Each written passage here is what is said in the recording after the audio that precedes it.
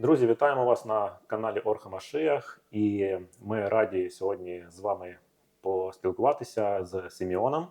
Це наш брат і друг з Чорноморська, а зараз він ще й живе в Ізраїлі. І у Сімеона дуже цікава історія. Він за свої роки, у 21 рік, він вже зробив багато того, що деякі люди не роблять за все своє життя. Сімеон переїхав в іншу країну, він одружився, і в нього є вже дитина, і він служив в армії, був на реальній війні, і зараз він ще працює як бізнесмен в Дубаях. Так що це дуже цікава історія, дуже цікаво з тобою поспілкуватись, і задам тобі зараз пару вопросів. Коли, чому ти вирішив переїхати в Ізраїль? Довелося переїхати, бо, по-перше, там були всі мої брати та сестри вже, коли почалася війна. І єдині, з ким я залишався вдома, це бабуся інвалідка, мама, сестра, тітка та маленький син тітки, племінник, двоюрідний брат мій. Ну і їм всім було страшно, вони не знали, що чекати, і ми виїхали вже на другий день війни, ми вже були в Румунії. Тобто в тебе вже було все готово для того, щоб виїхати? Ну, щоб в Ізраїль, там, єврейські документи в тебе теж вже були Так, готові? я навчався в Хабаді, в школі єврейській, жив у Хедері рік. Рік повністю соблюдав абсолютно всі закони в Торі. Ну, пытался. Все праздники, все кашруты, все поведение, общение, молитвы с утра до вечера, шахрит, минха, марив, все по расписанию. Вау. Так прожил я целый год, поэтому документы у нас все были, обо мне все знали, нас там уже ждали, как только началось, и сами предлагали выехать. І що ти відчув, коли ти вже прилетів? Ти раніше там був чи перший раз туди поїхав? Якщо чесно, я дуже довго, та навіть ще досі, поки я там, я не даю собі спокою, не даю собі дозволити прийняти, що це мій будинок, що це мій народ, бо поки тут все в такому стані, поки тут війна, я не хочу нікому казати, що я, типу, пишаюся там Ізраїлем, чи я люблю його сильно. Всі, хто там мене питають, що я, в принципі, думаю, та звідки, я завжди українець, я завжди з України. Типу, от коли тут все закінчиться, і я буду порівнювати дві країни без війни, тоді я скажу, що мені по-справжньому подобається. А досі Україна завжди перша в мене в голові. Як вдома ти себе там відчуваєш вже, чи більше тут відчуваєш себе як вдома? Відчуваю, але не скажу. Але відчуваєш, не скажеш. Да. Коли ти там вже приїхав, там обов'язкова служба в армії, так? І Так. як ти туди потрапив? Я приїхав, і всі одразу на кожному кроці кажуть, що без цього в житті ти нічого не діб'єшся. Ну там, типу, це обов'язково. Там без цього жити не можна, і тебе там однолітки не поважають, якщо якісь навіть війська там не круті. У нас є таке поняття, як джоб, типу, як праця в армії, і є, типу, як лохем, як бойовий. Ну от якщо ти джобник, то з тебе і сміються. Якщо ти лохем, то ти крутий. Тому всі намагаються потрапити в якісь, типу, спеціальні підрозділи, всі проходять якісь відбори, всі намагаються якомога вище дістатися. Там, де опасніше, там всі хочуть бути. У вас, як і у нас, тут йде постійна війна. І от питання, як проходить у вас мобілізація, і який там такий механізм? Там, по-перше, як і було до цього, дуже круто було служити в армії. І от, наприклад, ми з тобою служили 10 років назад. І тут нам з тобою приходять повідомлення, що нас знову запрошують повернутися як до резерву. Нас збирають на базу. Ну і ми, як старі друзі, нам завжди цікаво, хто і що. Пропонують гроші, перш за все, теж, типу, зарплатня гарна. І, звісно, ми хочемо поїхати побачитися. І в цей момент, да, ми розуміємо, що це трошки небезпечно, але при цьому зустріти старих друзів, повернутися до ці обставини, це теж якийсь драйв, цього завжди хочеться. Хтось їздить, постійно стріляє, хтось там відкладає, але В Ізраїлі майже в кожного третього є дозвіл на зброю. А дозвіл на зброю це значить, що вони майже періодично їздять оновлювати, типу, Мгм. цей навички. Люди постійно служать, і вони протягом життя служать і йдуть до армії, і потім вже це якийсь зв'язок, да, такий між людьми, і це розглядається більше як відносини теж між людьми. Так? Да, це все вони усюди створюють сім'ю. Усюди вони намагаються створити якусь спільноту, Угу. поєднати людей, зробити їм щось спільне. Угу. І потім, ну, ти завжди будеш радий побачити старого друга. Ну так. Ну, коротше, вони створюють усі обставини, що це так небезпечно, але багато плюсів, і Мгм. люди готові. Солдатам там платять взагалі, чи Все залежить від того, яке в тебе положення, типу, в країні. Якщо ти солдат з батьками, в яких є особисте житло, угу. то в тебе ти там отримуєш, якщо ти там бойовий, то це 3200 шекелів, це майже $1000 солдат, який Угу. вдома не буває. Угу. Він, типу, в нього навіть немає можливості їх витрачати, і ще періодично там за якісь постійно дають якісь там карточки там на їжу, на одяг, піди собі купи. Угу. Ще в нас є там кохавім, це типу як така армійська валюта. Ти приходиш в магазин і теж можеш за них щось купувати. Ну, в основному всі витрачають їх там на одяг, Угу. чи на квитки, на літак. Таке. Хлопці люблять погуляти, літати. Якщо людина живе з батьками, там трошки менше платять, а якщо там, мабуть, сім'я, то трошки більше зарплатня у солдата, да? Да, і от я як одружний, там в мене була зовсім інша зарплата, в мене було в 2 рази більше, ніж у звичайного бойового воїна, Угу. типу там і на сина. Але теж мені для цього знадобилося підтвердити купу документів, і я рік прожив на мінімалку. Ну, коротше, не все так просто там. Не те, що ти прийшов, тобі кажуть, дитина, дружина, Угу. на гроші. Там потрібно було абсолютно все підтвердити. Тест ДНК, хто дружина, де ви живете, що ви робите. Показати, що ми усюди в документах разом. Угу. Коротше, це дуже багато довелося зробити речей, щоб щось отримати. І весь цей час мені доводилось жити на мінімальну цю зарплатню, допоки я все не підтвердив, і потім мені заплатили. Угу. Але да, платять в ретроспективі. Ти кажеш, що також зарплатня добра, і тому люди вони як мотивовані в тому Мгм. сенсі також. Так. І як це, наприклад, працює? От якщо ми в Україні, він, наприклад, працює в офісі, Угу. і тут його призвали до армії. Угу. Офіс не має ні в якому разі, типу, можливість припинити платити зарплатню. По-перше, він отримує зарплатню з офісу, а Угу. по-друге, він ще отримує за те, що він зараз віддає борг країні, він ще отримує від армії гроші. Угу. І дуже, частіше за все, гроші від армії це така ж сума, як заробіток місячний на твоїй праці. Угу. І тому він, грубо кажучи, там, якщо він заробляє в хай-текі 15 тисяч, 15 не заробляє 30 тисяч шекелів, Угу. то ще й армія йому 30, і от вони за 60 їдуть воювати. Це так, якщо прямо бути чесно. Що тобі там в армії в ізраїльській подобається, а що ні? Ой, я вважаю, що дуже крута система. Це те, що солдати знають, що кожен тиждень вони майже їдуть додому на вихідні, іноді дають і не 2 дні, а 3 дні побути вдома. Угу. Так, ми знаємо, коли ми закриваємо 21 день на базі, ми знаємо, коли ми закриваємо 14, коли ми закриваємо 7. Але дуже круто, що відпускають додому, дуже круто, що дають поспілкуватися, зовсім забути про армію, хоча б на ті 2 доби, привести себе там до ладу. Тобто у вас є вихідні, коли ви можете поїхати додому, якщо ви навіть на бойових завданнях?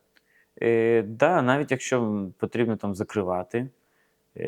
Наприклад, я, як новий репатріант, мав постійно кожен місяць мав 1 день виїхати додому, там вирішити там справи по банку, по всяким закладам, типу державним, якщо мені щось потрібно. Зрозуміло, що мені ніколи цього не потрібно було, там 1 раз це зробив і забув. Угу. Але кожен місяць мене випускали навіть у саме час, коли зовсім не можна виходити. Я приходжу, кажу, ви мені зобов'язані. Угу. І все, вони не можуть відмовити. О, це круто. Так, це називається День порядку, Йом Сідурім. Там. І якщо я хочу, взяв його на цю дату, просто завчасно попередив. Угу.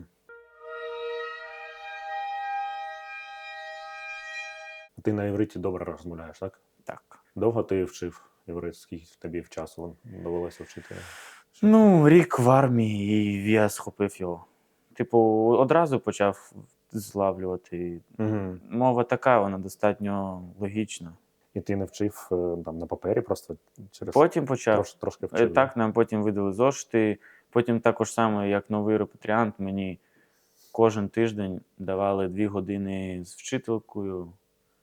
Вона там приходила, ми з нею щось сміялися, але все не було на івриті, вона там щось мені пояснювала. Угу. Але теж якийсь сленг, якісь навіть приколи. Ну, коротше, дуже таке вільне, але вчили іврит. Хтось каже іврит, це я такий тяжкий язик для мене, мова. Але коли довкола тебе 24/7 тільки іврит, ну, там Практика волею-неволею ти починаєш розуміти. Коли... Ну, як мене вчили. Ми сидімо, ось так от хлопці молоді, нові репатріанти, і перед нами стоїть дівчинка на рік нас менше, і кричить на нас щось на івриті. Ну, ми сміємося день, 2, 3, 4. На 5-й день вже розуміємо, що вона одне слово ми чули вже декілька разів. Був у вас такий дуже страшний день, 7 жовтня, великий теракт. І де ти був в цей день? Що ти пам'ятаєш? Що робив? Моя тоді база, вона була Шифта. Шифта – це дуже близько до кордону з Міцраєм, до Єгипту. Угу. О.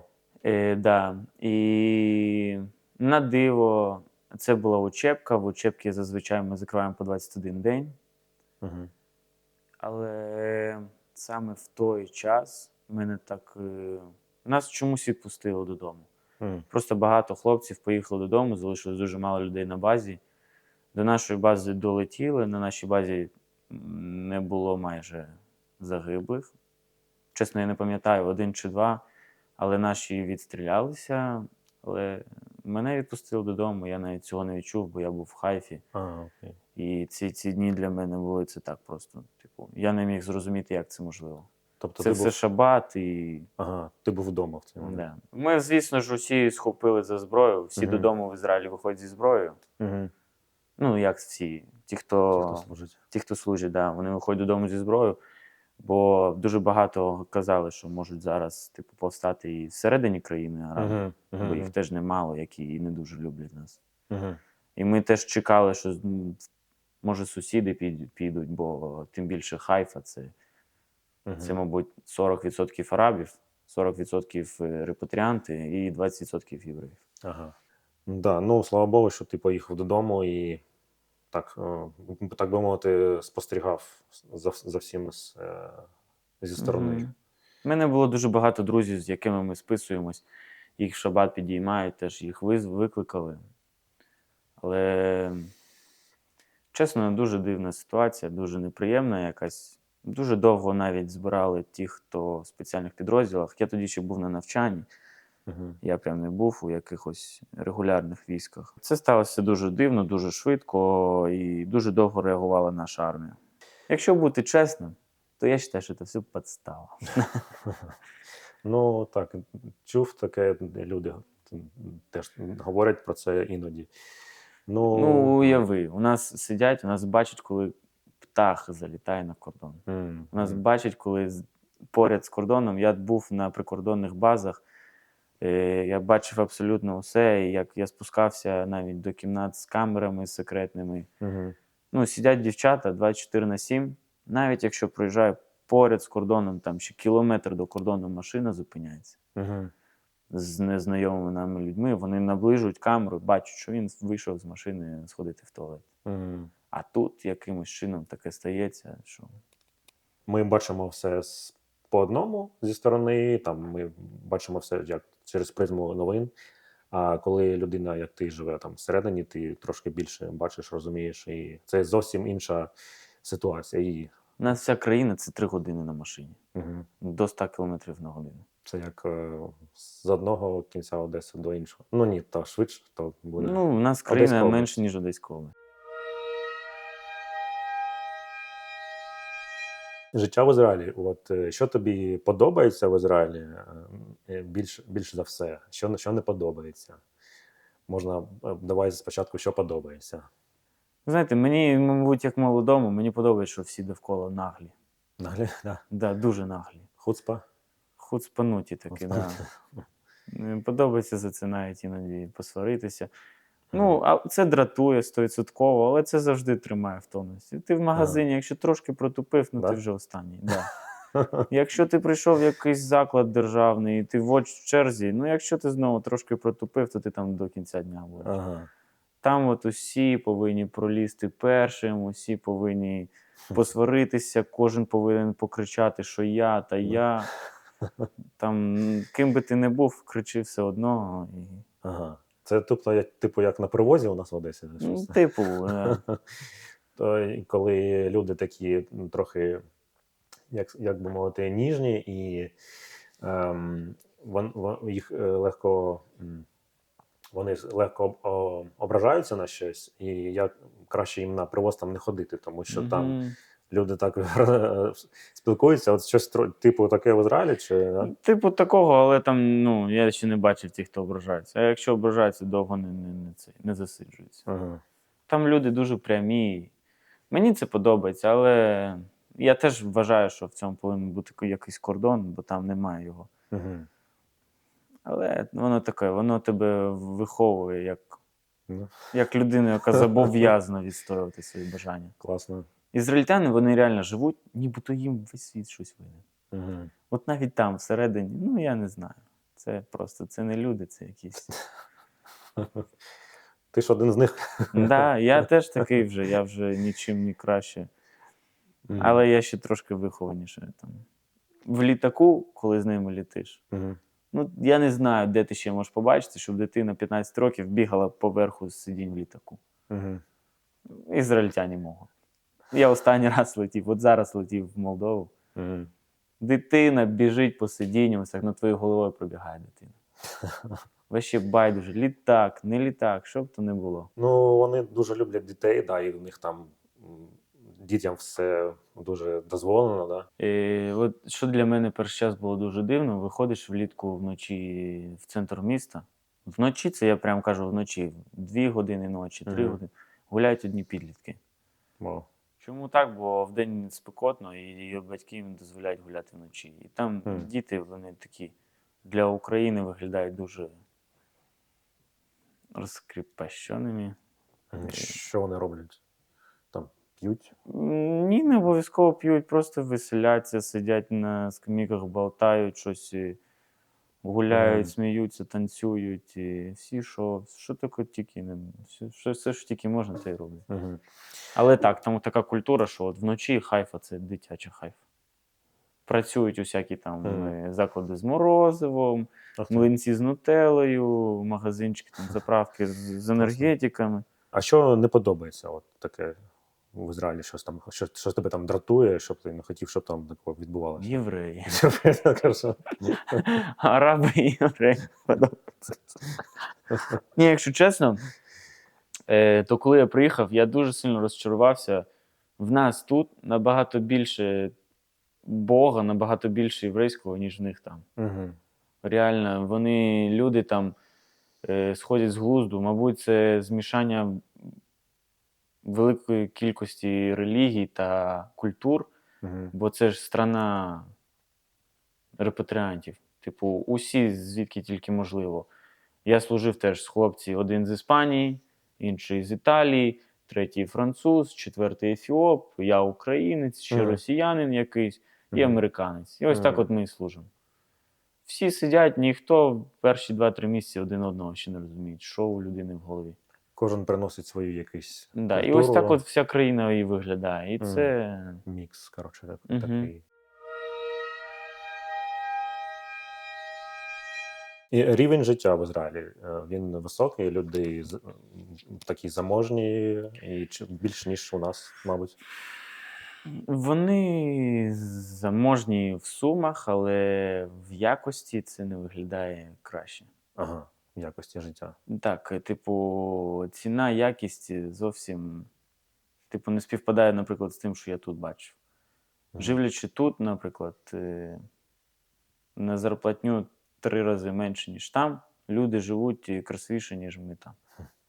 Мгм. Правильно чи сказав? Так, тут зарплатня в 3 рази менше, Мгм. дає тобі дозвіл жити красивіше, ніж там. А що ти маєш на увазі красивіше?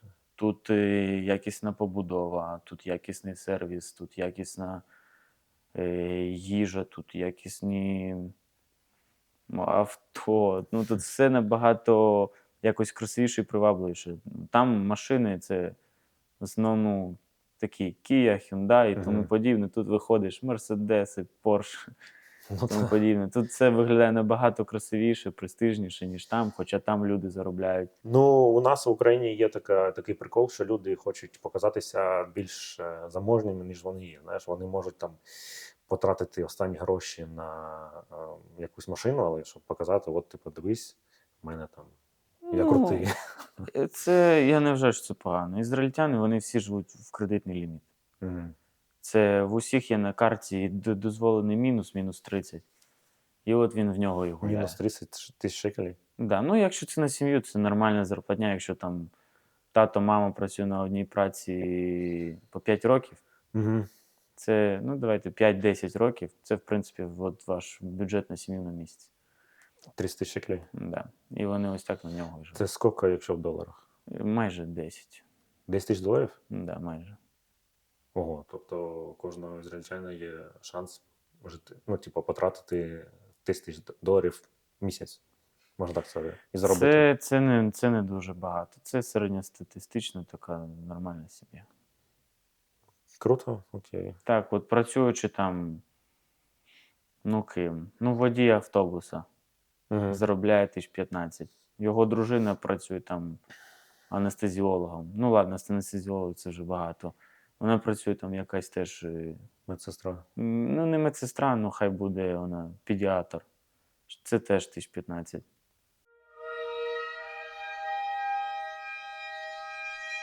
Багато там росіян, репатріантів.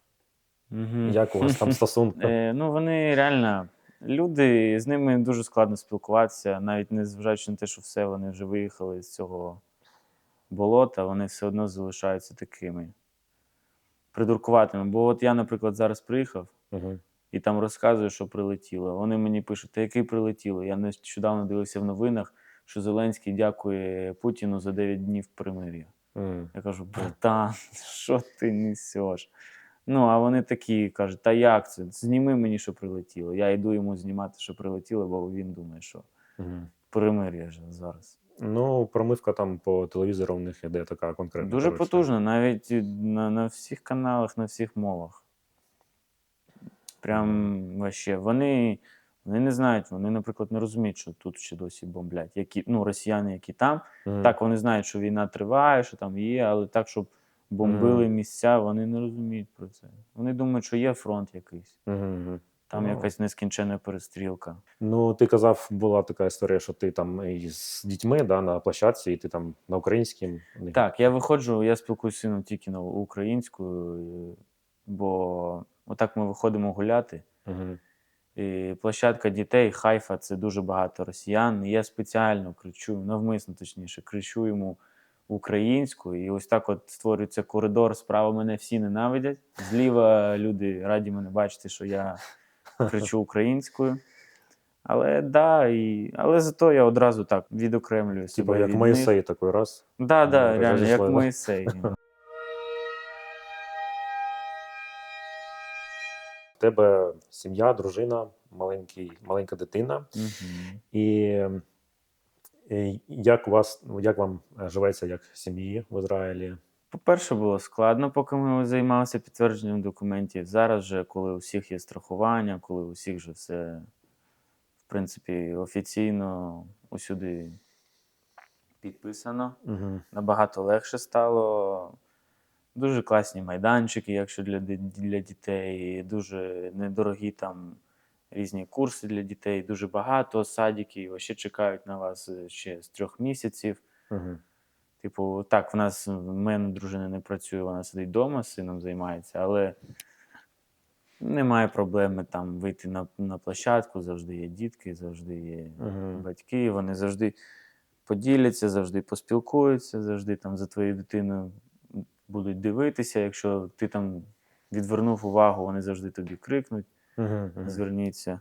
Тобто дуже дружні такі всі там. Ну, за дітей так. Мгм. За дітей, так. А в скільки років твоїй дитині? Моєму сину вже 2 і 4. Ого, великий Да. вже такий. Ну, майже як і відслужив. І дружина в тебе, як їх звуть? Син в мене Лєвій, дружина Ліза. Ліза, вона з Донецька. Так, от. Мгм. І ми з нею зустрілися в Карпатах. Ого. Вона з Донецьку виїхала в 2014 році в Київ. Мгм. Ми познайомилися в Карпатах, і ось так продовжили спілкування дистанційно. Я з Одеси, вона з Києва. Мгм. Потім, коли почалась війна, вона поїхала в Австрію, я в Ізраїль. Там ми ще трошки поспілкувалися дистанційно, а потім я вже вирішив, що потрібно робити пропозицію та забрати її до себе. Вона приїхала, ми розписалися і одразу робили синочка. Мгм. Круто, дуже так по-дорослому, дорослий план, так сказати, серйозний. Мені колись просто розказали таку мудрість. Мгм. Був в мене там пастор один, Мгм. розбився на мотоциклі. Але це був, мабуть, єдиний пастор, якого поважав ще з общин в Ізраїлі. Мгм. Він мені прийшов і розказав таку притчу, не притчу. Він каже: от була гора, по горі був дуже сильний поток, типу, текла река, которая была очень, типа, мощная. Мгм. По ней пройти никто не мог, поэтому все брали и обходили ее снизу. Спускались с горы каждый раз, это занимало очень много времени, обходили речку Мгм. и поднимались обратно. И на это тратилось там больше Мгм. нескольких там дней. А можно было пройти ее, но она была не такая, типа, длинная. Ее можно было пройти там за минут 20-30. Мгм. И он мне когда-то рассказал, что и вот эти ребята, которые ходили, нашелся просто парень, который оказался чуть умнее, взял на себя чуть больше ответственности. Он взял за собой огромный камень Мгм. и понимал, что держась за этот камень, перекидывая его, он удержится и не упадет, не снесет его этой речкой. Мгм. И вот я, когда это услышал, решил, что тоже буду брать на себя ответственность и доверять Богу, что с ответственностью будет легче. И правда так и работает, я считаю, что Вау. Бог прям, когда берешь на себя ответственность, благословляет, помогает что-то делать быстрее и к Мгм. чему-то приходить. Круто. Мгм. Да, это действительно так. Ну, то есть, когда ты делаешь какие-то шаги в жизни, да, серьезные, там, ответственные, то реально кто-то скажет жизнь, кто-то скажет там вселенная, мы скажем, что Бог Мгм. помогает тебе идти дальше, как бы нести эту всю, Да, все 100%. эти моменты.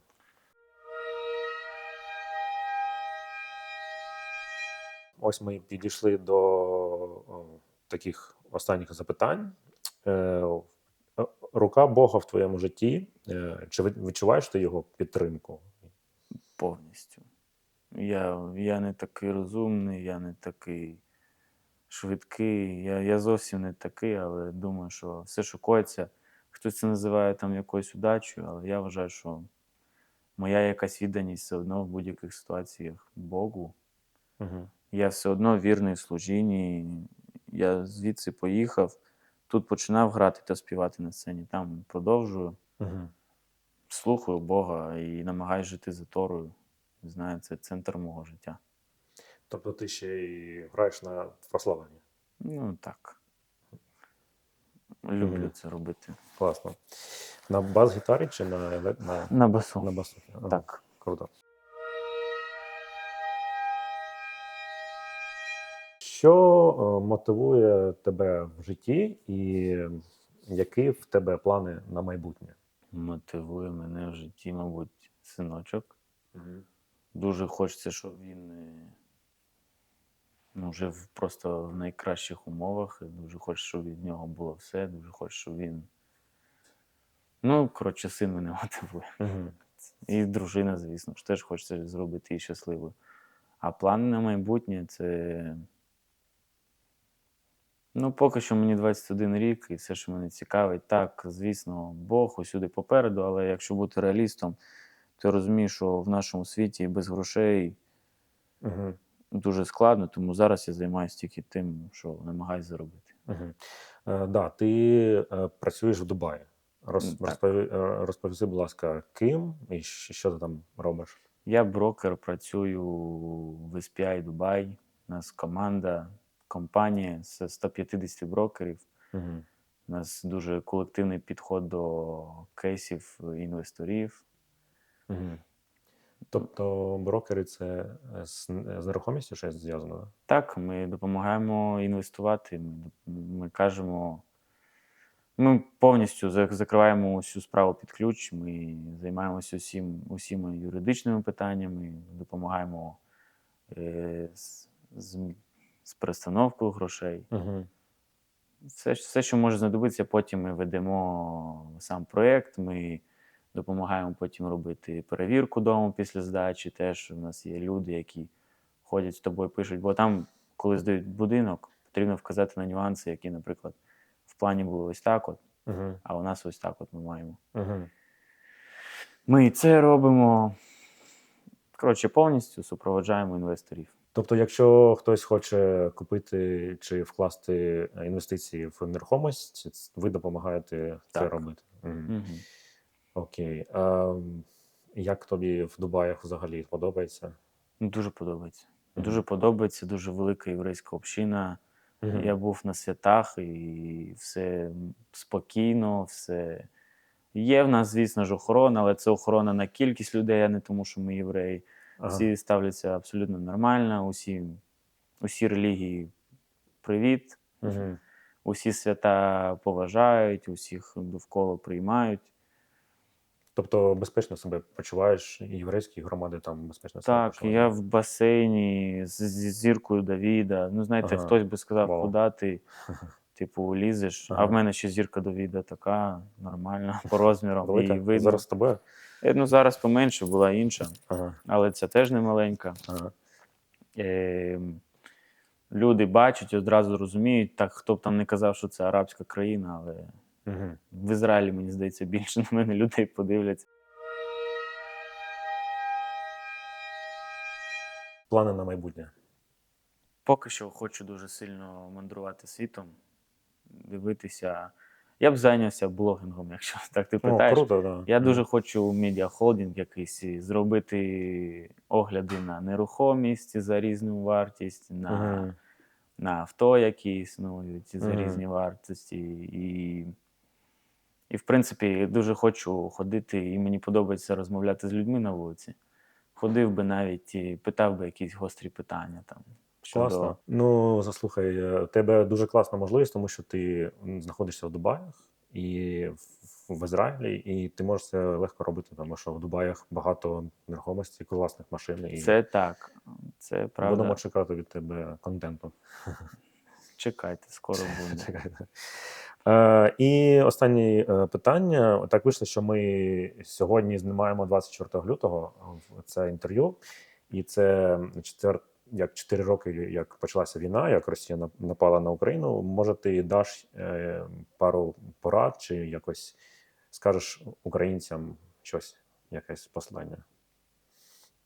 О, це дуже складно і дуже відповідально, тому я не буду за це братися. Угу. Але ви герой, не знаю, що ще сказати. Мені дуже прикро, що люди не знають, не розуміють. Я від себе роблю все, щоб щоб показати, що по-справжньому коїться в Україні. Доначу. Єдина порада, що я можу сказати українцям, це будь ласка, приймайте нас, ті, хто приїжджають. Заряджайтеся від нас, ми ще на позитиві. Угу. Зустрічайтеся з нами, ми розділимо з вами вашою. Поділимось, точніше, з вами нашим оптимізмом. Угу. Ви теж герої, тому що ви теж протистоїте злу, великій кількості зла. І дякую за те, що поспілкувався. Ми зарядилися. Я особисто зарядився від тебе позитивом і Дякую. класною енергією. Так що Супер. так. Дуже радий.